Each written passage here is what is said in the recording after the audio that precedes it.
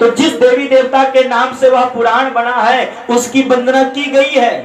लेकिन श्रीमद् भागवत महापुराण एक ऐसा पुराण है जो इसमें सत्य की अलावा दूसरी की किसी की भी वंदना नहीं की गई है, सिर्फ सत्य की। और वह प्रथम श्लोक क्या है भागवत की, और क्या वंदना किया गया है? सच्चिदानंद रूपाय विषवोत्पत्त्यादि हेतवे तापत्रय विनाशाय श्री कृष्णाय वयं नमः। सच्चिदानंद रूपाय विश्वोत्पत्त्यादि हेतवे तापत्रय विनाशाय श्री कृष्णाय वयं नमः। अर्थात सच्चिदानंद रूपाय, सबसे पहले आया सच्चिदानंद। भागवत 2 खंड में है, प्रथम खंड में महात्म में, प्रथम अध्याय में, प्रथम श्लोक में, और प्रथम अक्षर क्या है? सच्चिदानंद। बात बात पे हम सभी लोग कहते हैं सच्चिदानंद भगवान की जय, सच्चिदानंद भगवान की जय, सच्चिदानंद भगवान की जय। लेकिन ये सच्चिदानंद है कौन? हम कैसे जाने कि ये सच्चिदानंद कौन है? हम किसे कह रहे हैं? लेकिन कहते तो जरूर है कि सच्चिदानंद भगवान की जय। लेकिन ये सच्चिदानंद कौन है? क्या चीज मिलके बना है? तो सच्चिदानंद किसे कहते हैं? आगे वर्णन है बंधुओं। सच्चिदानंद 3 चीज मिलके बना, ध्यान दीजिएगा। सच्चिदानंद 3 चीज मिलके बना। कौन कौन? सत्य, चित और तीसरा आनंद। सत्य, चित और आनंद, ये 3 चीज मिलके बना सच्चिदानंद। सत्य किसे कहते हैं? ध्यान दीजिएगा, सत्य किसे कहते हैं भैया? सत्य कहते हैं अविनाशी को, जो सृष्टि बनने से पहले था और सृष्टि बन जाने के बाद है, और सृष्टि मिट जाने के बाद भी जो रहेगा वही अविनाशी है, वही सत्य है।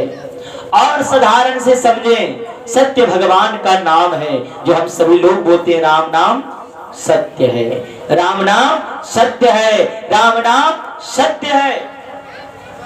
और साधारण से समझें, सत्य मृत्यु को भी कहते हैं। एक दिन न एक दिन सभी को मृत्यु को गले लगाना ही पड़ेगा। मृत्यु तो एक दिन निश्चित आएगी, और किस दिन प्राण हमारे शरीर से निकल जाएंगे ये कहना मुश्किल है। मैंने निवेदन किया था कि हमारे शरीर के अंदर में 10 दरवाजे हैं, और उस 10 दरवाजे में किस दिन किसकी खिड़की खुली रह जाएगी, या प्राण किधर से निकल जाएगा कहना मुश्किल है। कहते हैं रंग महल के 10 दरवाजे, यह एक शरीर जो है रंग महल है। ना जाने क्या क्या हम लोग करते हैं इस रंग महल में। रंग महल के 10 दरवाजे, ना जाने कौन सी खिड़की खुली थी, सैया निकस गए मैना लड़ी थी, चुप ही रही थी सर को झुकाए मैं, चुप ही रही थी सैया निकस गए मैना लड़ी थी। ये रंग महल के जो 10 दरवाजे हैं, 2 आंख, 2 कान, नाक, मुंह, नाभि, मल मूत्र के दरवाजे, और एक ब्रह्मरंध्र में। और जिस दिन इस दरवाजे की खिड़की खुली रह जाएगी और सैया रूपी प्राण जिस दिन निकल जाएगा, उसी दिन क्या कहलाएगा? राम नाम सत्य है। जिंदगी एक किराए का घर है, घर से बाहर निकलना पड़ेगा। जब तक किराए की वैलिडिटी जब तक कमरे का है, तब तक मकान मालिक आपको रहने देगा। जिस दिन किराए की वैलिडिटी खत्म होगी, उसी दिन मकान मालिक कहेगा हटो यहां से, तुरंत निकलो।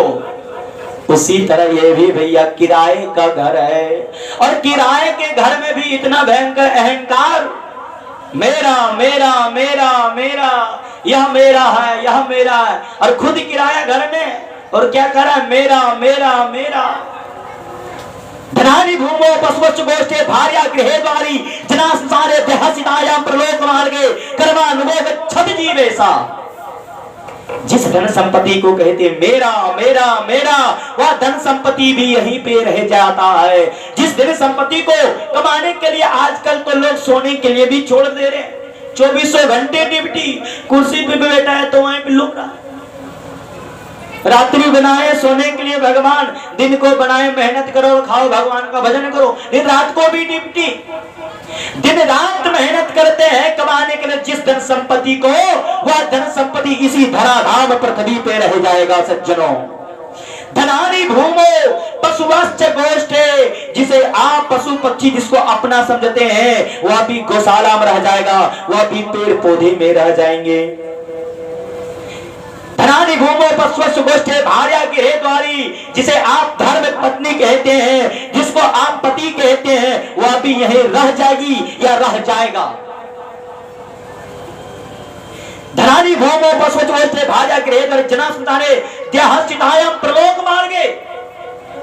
या पत्नी तो चलो एक अलग अंग है, पुत्र अलग है, पिता अलग है, बंधुजन अलग है, घर परिवार अलग है, ये शरीर तो चिपका है ना शरीर से, यह भी साथ में जाता है क्या? देहश्चितायां, चिता में जल के राख हो जाएगा यह शरीर। कहते हैं ये मेरा हाथ है, ये मेरी आंख है। भैया जब आंख से दिखनी बंद हो जाती है, आंख जब फूट जाती है, तो आंख से क्यों नहीं कहते आंख तुम मेरे हो मत फूटो, वो तो फूट के रहती है। हाथ जब टूट जाता है तो हाथ से क्यों नहीं कहते कि हाथ तुम मेरे हो, तुम मत टूटो, तुम मेरे हो, वो तो हाथ टूट के ही रहता है। इसका मतलब समझ जाना चाहिए कि ये मेरा कुछ भी नहीं है, यह कुछ भी नहीं है। तो साथ में क्या? कर्मानुभव गच्छति जीवेशा। मैं बार बार उस बात को मैं कहता हूं क्या, माटी के बनल शरीरिया और माटी में मिल जाई ए भाई हो, और केहू कुछ लेके नाही जाई, और केहू कुछ लेके नाही जाई ए भाई हो, और केहू कुछ लेके नाही जाई। भैया यह शरीर 5 तत्व से बना है, 5 तत्व इसी पृथ्वी में विलीन हो जाएगा। क्षिति जल पावक गगन समीरा, 5 तत्व से बना है। और फिर भी से तुलसी बाबा क्या कहते हैं, ये अधम शरीर है। अधम इसलिए कहा गया है क्योंकि ये नश्वर है, यहीं पे रह जाएगा। तो सब क्या है यहाँ पे भागवत में क्या कहते हैं, सच्चिदानंद रूपाया। सबसे पहला आया सच्चिदानंद। सच्चिदानंद 3 चीज के मिल के बना, क्या? सत्य चित आनंद। सत्य क्या है? मृत्यु। साधारण से समझे, सत्य अविनाशी को कहते हैं। अच्छा दूसरा कौन है? चित। चित मतलब प्रकाश, और चित अहंकार को भी कहते हैं। हमें कोई पुस्तक पढ़नी होती है तो हमें प्रकाश की जरूरत पड़ती है, हमें प्रकाश की जरूरत पड़ती है, लेकिन वह परम पिता परमेश्वर स्वयं प्रकाश स्वरूप है। तीसरा है आनंद। आनंद जिसे किसे कहते हैं, हम बात बात पे कहते आनंद आ गया, आनंद आ गया, लेकिन आज तक समझ पाए कि आनंद कहाँ है? क्या कोई वस्तु है? क्या कोई चीज है? क्या कोई मांस का टुकड़ा है अंदर में? तो आनंद किसे कहते हैं? आनंद क्या है? आनंद भैया क्या नोट की गद्दी को आनंद कहते हैं? क्या आनंद प्लेन में उड़ने वाले को कहते हैं? क्या आनंद में वीआईपी गाड़ी पे चलने वाले को कहते हैं? क्या आनंद भयंकर रूम में नोट की गद्दी ठोक दो पूरा उसमें सोए रहो, क्या उसे आनंद कहते हैं? भैया उसे भी आनंद नहीं कहते हैं। एक बार मालूम है बंधुओं, एक बार मैं अपने गुरुदेव भगवान के साथ में गया था दिल्ली प्रथमपुरा। वहां पे गुरुदेव भगवान की भागवत कथा चल रही थी। अब दिन में कथा होती थी, रात को सेंड करते थे। अब क्या हुआ कि रात के समय में प्रसाद पा रहे थे, इतने में क्या हुआ, सेठ जी ने हम लोगों के लिए 56 प्रकार के व्यंजन तैयार किए। बोले महाराज जी आप लोग बार बार थोड़े आएंगे, इसलिए चकाचक प्रसाद पाइए। अब क्या हुआ, प्रसाद पाने के लिए जैसे ही बैठा, गुरुदेव भगवान भी बैठे। गुरुदेव भगवान ने कहा सेठ जी आप भी प्रसाद पा लीजिए, आप भी प्रसाद पा लीजिए। सेठ जी ने कहा भगवान आप पा लीजिए फिर मैं पाऊंगा। लेकिन इतने में क्या हुआ बंधुओं, गुरुदेव भगवान ने कहा नहीं सेठ जी आप भी पाइए, आप भगत जी हैं। लेकिन बंधुओं सेठ जी का भोजन किस प्रकार से है मालूम है, 2 रोटी और उड़द की दाल, 2 रोटी और उड़द की दाल आए खाने के लिए। इतने में क्या हुआ, गुरुदेव भगवान ने कहा हे सेठ जी आपके लिए मेरे लिए इतने प्रकार का 56 प्रकार का व्यंजन, आपके लिए 2 रोटी और उड़द की दाल। सेठ जी ने मालूम है क्या उत्तर दिया, बोला हे संत भगवान, हे गुरुदेव भगवान, हमें डॉक्टर ने मना किया है अगर हम उड़द की दाल और 2 सूखी रोटी ही खाएंगे, 56 प्रकार का खाना प्रारंभ कर जाएंगे तो हम मर जाएंगे। उसी समय हम समझ गए कि इसमें भी आनंद नहीं है, ना नौत की गड्डी में आनंद है, ना प्लेन में उड़ने के नाम कहते हैं आनंद। आनंद है क्या भैया, वही सेठ जी रात्रि को जब सोया तो सुबह उठा, कहा कि आज महाराज जी मुझे नींद अच्छी नहीं आई। पूछा गया क्यों, बोला इसलिए नींद नहीं आई पता नहीं गद्दा में क्या चुभ रहा था। गुरुदेव भगवान ने कहा भैया आपका पलंग तो इटली से बनाया गया है और आपके गद्दे तो बहुत महंगे हैं, फिर भी आपको रात भर नींद नहीं आई। बोला हाँ महाराज नींद नहीं आई। उसी समय मैं भी समझ गया कि भैया हमारे किसान जो है 7 बजे खेत में उतरते हैं, हल जोतते हैं, दोपहरी का जब समय आता है तो वहीं पेड़ के नीचे एकदम खाते भोजन करते हैं, घर से जो ले जाया जाता है, और वही 1 बजे जो है अपने हाथ को बनाते हैं तकिया और उसी मिट्टी में उसी कंकड़ पत्थर में सो जाते हैं किसान। और 4 बजे फिर खर्राटे मार के 4 बजे उठते हैं और फिर खेत में लग जाते हैं। जिसको नॉट की गड्डी भयंकर है, डल्लब के गद्दे हैं, वीआईपी पलंग है, उसे भी नींद अच्छी नहीं आ रही है। और हमारे किसान भाई को देख लो मिट्टी कंकड़ पत्थर में अच्छी नींद आ रही है। क्यों?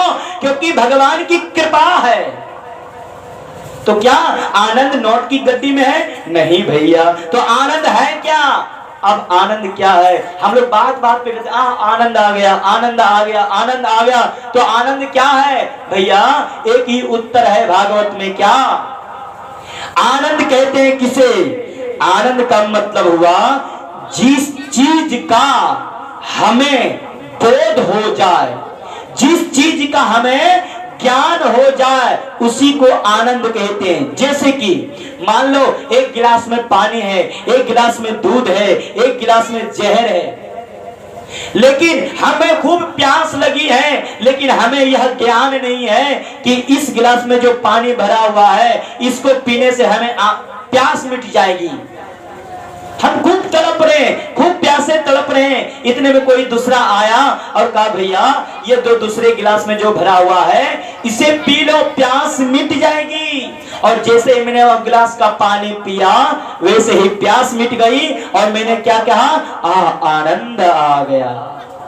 हमें ज्ञान हो गया ना कि पानी पीने से हमें प्यास मिटेगी। तो कहने मतलब यह है कि मैं यहां से बहुत कुछ बोल रहा हूं, लेकिन अगर आपको समझ में नहीं आएगा तो आनंद आएगा नहीं। लेकिन जिस समय आपको समझ में आ जाएगा उसमें क्या बात है, क्या भागवत में लिखा है, आनंद आ गया। तो आनंद ना नोट की गड्डी में है, ना पैसे में है, ना आनंद कोई चीज है, ना कोई वस्तु है। आनंद कहते हैं जिस चीज का हमें बोध हो जाए, जिस चीज का हमें ज्ञान हो जाए, उसी को आनंद कहते हैं।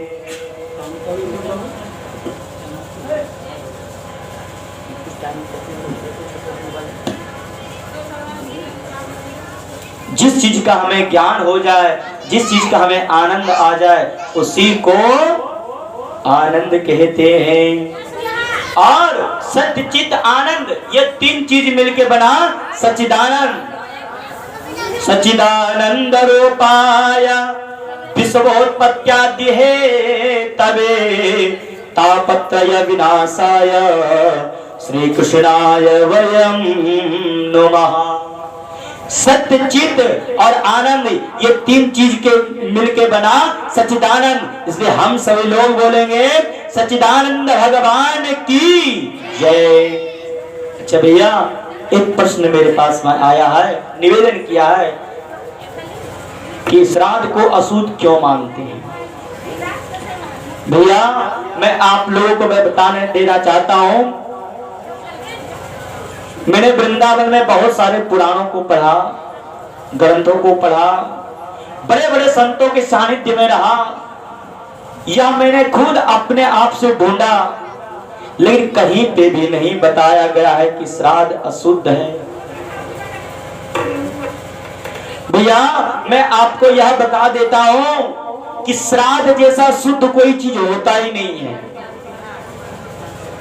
कहते हैं ना, कार्तिक महीना जब आता है तो लहसुन प्याज खाने के लिए छोड़ देते हैं, कहते हैं क्या शुद्ध है, शुद्ध महीना है, लहसुन प्याज त्याग दो क्योंकि शुद्ध है। उसी तरह भैया हमारे श्राद्ध कार्यक्रम में भी लहसुन प्याज नहीं दिया जाता है, तो उसको शुद्ध क्यों मानते हैं। हाँ एक बार की मैं बात बता देता हूं, जब भगवान कृष्ण, महाभारत की बात है, ध्यान दीजिएगा, महाभारत की बात है, जब भगवान कृष्ण देखे कि अब युद्ध हो करके ही रहेगा, ध्यान दीजिएगा, जब भगवान कृष्ण देखे कि अब युद्ध हो करके ही रहेगा तो वहां पे समझाने गए, शांति दूत बन करके गए थे, और जाकर के दुर्योधन को समझाने लगा कि तू आधा हिस्सा नहीं दे सकता है तो 5 गांव दे दो पांडव को, मैं समझा दूंगा और ये युद्ध टल जाएगा। दुर्योधन ने बात नहीं मानी और अनाप शनाप भगवान कृष्ण को कह दी। चलिए ये तो कथा की बात है, लेकिन मुख्य बात पे आता हूं। जब भगवान कृष्ण जब अपने रूप में आ गए, दुर्योधन के ऊपर क्रोधित हो गए, तो मालूम है वहां पे किसी तरह से शांति कराया गया। दुर्योधन ने वहां पे मीठा मीठा भगवान कृष्ण से कहने लगे, बोला हे केशव, अब ये तो बातें तो होती रहेगी, ये तो हम क्या देंगे नहीं देंगे पांडवों को, युद्ध होगा कि नहीं होगा, ये तो बातें तो होती रहेगी, लेकिन भगवान आप बहुत दूर से आए हैं, द्वारकापुरी से आए हैं, आप चलिए, हमारी माँ ने जो है आपके लिए 56 प्रकार का भोग बनाई है। मैया ध्यान देना, दुर्योधन ने कहा भगवान कृष्ण से कि आप चलिए, 56 प्रकार का भोग हमारी मातेश्वरी ने बनाई है, आप जाकर के पा लीजिए। तो मालूम है बंधुओं, वहां भगवान कृष्ण ने क्या कहा, ध्यान दीजिए, मैं बता रहा हूं श्राद्ध के बारे में, अगर ध्यान नहीं देंगे तो बात निकल जाएगी, फिर बाद में फिर कहेंगे पंडित जी फिर बताइए। तो मालूम है भगवान कृष्ण ने कहा कि देखो दुर्योधन, अगर तुम कहते हो कि हमारी माँ ने 56 प्रकार की व्यंजन तैयार किए, भोग तैयार किए हैं, चलो चल करके पा लें, तो देख लो भोजन 2 स्थिति में होती है, भोजन 2 स्थिति में होती है। एक खिलाने वाले के मन में भाव हो, अगर अगला व्यक्ति अगर मुझे खिला रहा है और उसके मन में भाव कि नहीं खिलाना है पंडित जी को, तो भले ही मेरा पेट खूब भरा रहेगा, लेकिन आपका भाव देख करके नहीं 4 रोटी खाएंगे तो आधी रोटी जरूर खा लेंगे। क्यों? क्योंकि आप बहुत भाव दे रहे हैं, मुझे भाव से कह रहे हैं। लेकिन भगवान कृष्ण ने कहा कि दुर्योधन से कि देखो 2 स्थिति में भोजन होता है, या खिलाने वाले के मन में भाव हो, या खाने वाले पेट में भूख लगी हो। न तुम्हारे खिलाने का कोई भाव है और ना ही मुझे भूख लगी है, 2 स्थिति में भोजन होता है। और तीसरी बात यह है कि तुम्हारे यहाँ हम भोजन नहीं करेंगे, हम तो विदुर काका के यहाँ से पहले से निमंत्रण मिल गया है, हम वहीं पे पाएंगे। तो भैया यहाँ पे मालूम है, यहाँ पे कुछ और बातें लिखी गई है, और यहाँ पे कुछ लोगों ने गलत हवाला दिया है, क्या कि श्राद्ध अशुद्ध है। हाँ, श्राद्ध को अशुद्ध नहीं माना गया है, उस श्राद्ध को अशुद्ध माना गया है जो जबरदस्ती कहा जाए कि तुझे ये बनाना पड़ेगा, तुझे खिलाना पड़ेगा। जिस श्राद्ध में इस तरह की बातें होती है कि नहीं तुझे खिलाना पड़ेगा, और दुखी मन से वो अगर खिला रहा है, तो वो श्राद्ध भगवान कृष्ण ने गीता में स्पष्ट कर दिए हैं कि वो श्राद्ध अशुद्ध है।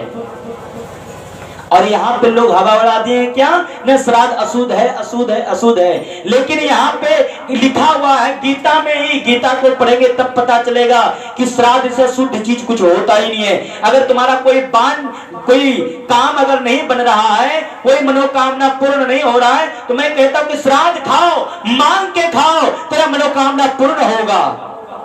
और जो कहता है कि श्राद्ध अशुद्ध है, उससे प्रश्न कीजिए कि कहीं लिखा हुआ है, दिखाओ मुझे। वो एक ही प्रश्न का उत्तर दिखाएगा, क्या? वही महाभारत गीता वाली बात जो मैंने अभी बताई। तो वहां पे कहा गया 2 स्थिति में भोजन। किसी को अगर सता के खाओगे, जबरदस्ती कहोगे कि तुझे ये खिलाना पड़ेगा, तो वो चीज अशुद्ध है। और श्राद्ध तो दुखी वाली चीज है भैया, उसमें जबरदस्ती अगर खाओगे तो वह श्राद्ध अशुद्ध है। लेकिन खुशी मन से अगर खिलाया जा रहा है तो वो श्राद्ध सबसे ज्यादा शुद्ध है। बोल वृंदावन बिहारी लाल की जय। मैंने अपने बड़े बड़े गुरुजनों के साथ में बैठ करके यही अध्ययन किया। आज तक मैंने कहीं पे भी लिखा नहीं देखा कि श्राद्ध अशुद्ध है। अरे भैया, अगर श्राद्ध अशुद्ध रहता तो गरुड़ पुराण में क्यों लिखा रहता कि श्राद्ध करो? अगर मान लो लिखा गया है कि किसी जीव को तलवार से काटना, हिंसा करना पाप है, तो कोई ग्रंथ में लिखा है कि हिंसा करो? उसमें तो स्पष्ट मना किया गया है। लेकिन उसी तरह अगर श्राद्ध अशुद्ध रहता तो गरुड़ पुराण में क्यों लिखा है कि श्राद्ध करो, ब्राह्मण भोज करो, गांव भोज करो, जीव जंतु भोज करो? उसमें तो कहा गया है कि सभी को खिलाओ और प्रेम से खिलाओ। श्राद्ध अशुद्ध नहीं है। कोई हमसे पूछना चाहते तो मैं प्रमाण दूंगा। और कोई अगर आपसे कहता है कि श्राद्ध अशुद्ध है तो उससे इतने बात कहिए, तर्को या प्रतिष्ठा, तर्क उसके साथ नहीं कीजिए, सिर्फ कहिए कि कहीं लिखा हुआ है, दिखाइए। प्रत्यक्षम किम प्रमाणम। अगर श्राद्ध अशुद्ध रहता तो